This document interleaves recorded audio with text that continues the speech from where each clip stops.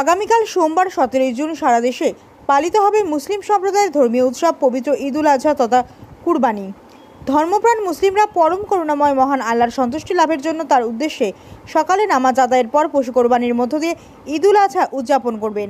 তার আগে মেদিনীপুর শহরে সন্ধ্যা থেকে মুসলিম সম্প্রদায়ের পুরুষ ও মহিলারা চুরি সীমাই লাচ্চা কিনতে ব্যস্ত।